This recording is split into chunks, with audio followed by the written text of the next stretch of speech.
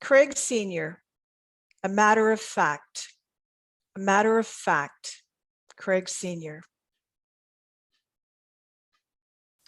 With the COVID-19 pandemic, we hear about people losing a loved one. Have you ever lost someone and you didn't realize how much you took them for granted until they were gone? I lost such a friend. That friend was fax. I didn't realize it, but I took my relationship with fax for granted. I used to think facts were a given, that the earth was spherical, not flat. And people did, in fact, land on the moon. And the letter Q is the only letter among the names of the United States that isn't there. Well, now it seems flat earthers are getting organized. I mean, they have a conference just like ours. Moon conspiracy theorists are gaining traction on YouTube, and the letter Q found a place in politics through QAnon, a far out conspiracy group spreading disinformation. Disinformation is information created by its creator to be false. They know it. They deliberately create it to support their own beliefs or to gain advertising revenue as you click the clickbait. Now, clickbait is anything designed to make you click.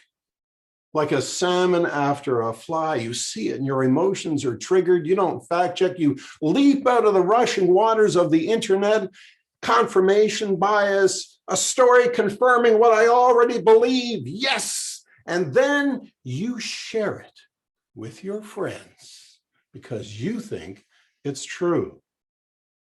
Your sharing is misinformation. Disinformation is deliberate. Misinformation is a mistake. They are both false. With the pandemic and life and death decisions, you'd think people would hunger for facts. But on Facebook, you don't need facts. You also don't need masks. Masks will kill you. You don't need vaccines. Vaccines will kill you. Bill Gates, man, it's the nanoparticles. They're going to get inside you. All you need is a strong immune system. And all the government is trying to do is take away our freedom. Is that a fact? So the mayor, the premier, and the prime minister conspired with thousands of medical professionals to take away our freedom? Or is it more likely there's a pandemic and they're doing their best to balance all the interests, keeping us as safe as they can? They're being harm and benefit no matter what they do, erring on the side of not overloading our healthcare system while distributing vaccines and responding to that ever-evolving situation, mindful in the next election of our vote. What is more likely? When I see some false story, I count to 10, sometimes 20. And if I'm feeling energetic, I'll ask for the evidence that supports the opinion to which they're apparently entitled. John F. Kennedy said, "Too often we enjoy the comfort of opinion without the discomfort of thought." And their answer is always the same: do your research. I assume the same place they did, the library of scholarly articles on Facebook, Twitter, and YouTube.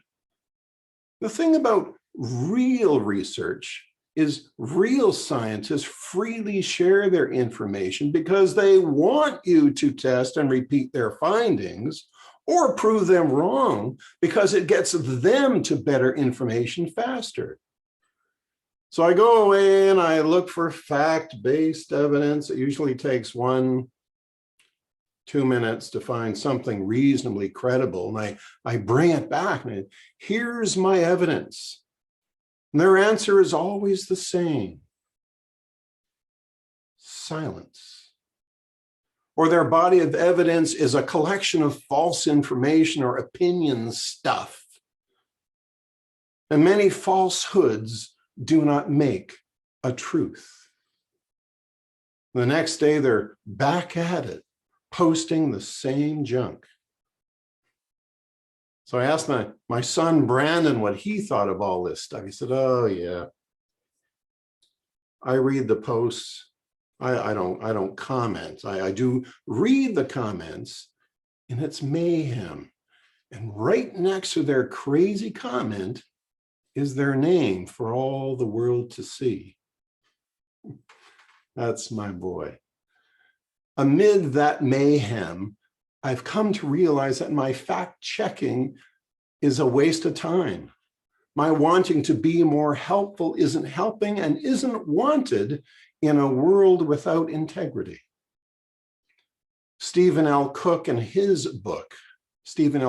in his book, Integrity, suggests that discernment, sincere discernment between right and wrong, facts from falsehood, weighing the benefits and harm, is the hard work of striving for integrity. In Toastmasters, our first core value is integrity. So this journey to make facts rise, to resurrect facts as our living friend, is a personal journey, one for each of us to take or to ignore. If we are to be free, critical thinkers who aren't going to be told what to think, then we ought not to be told what to think by purveyors of disinformation and clickbait. Can we separate our feelings from facts? Can we find freedom through fact checking? Can we find a friend in fact? Contest chair.